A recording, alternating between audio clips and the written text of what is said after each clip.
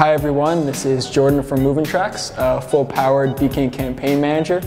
We also run iBeaconsBlog, which shares tools, news, and updates in the iBeacon and NFC world. Welcome to the second week of Beacon News of the Week. This week we are focusing on the Mobile World Congress and the Beacon and NFC news from the Congress.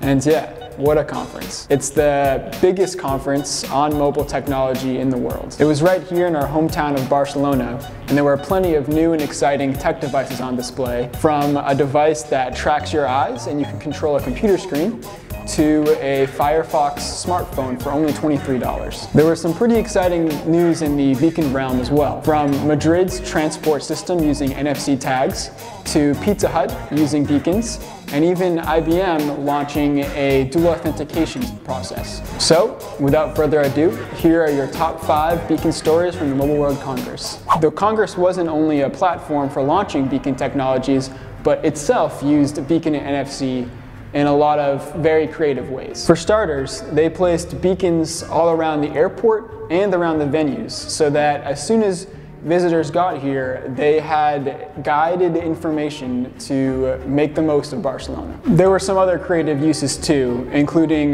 vending machines that had NFC tags so you could pay with your mobile device. So the Mobile World Congress ended up being a great use case for beacons. We expect beacon uses at events to just keep growing and growing in more and more creative ways.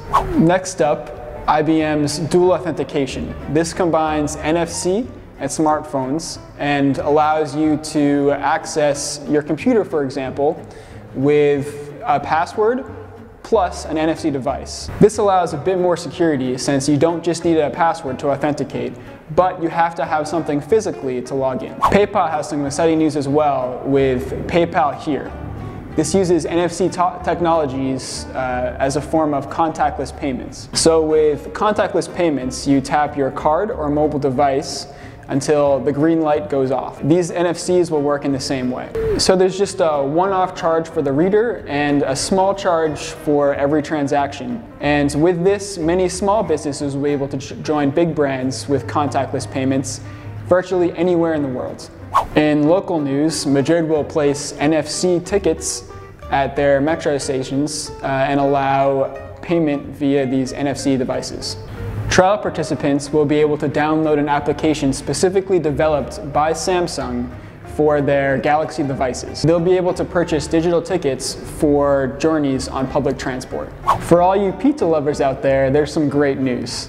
Pizza Hut, in collaboration with Accenture and Visa, announced a way to pay for pizza using beacons on your dashboard. So, for example, on your commute home, you can pay with Visa's checkout system, and when you arrive at Pizza Hut, the beacon in your car will announce to the staff that you've arrived.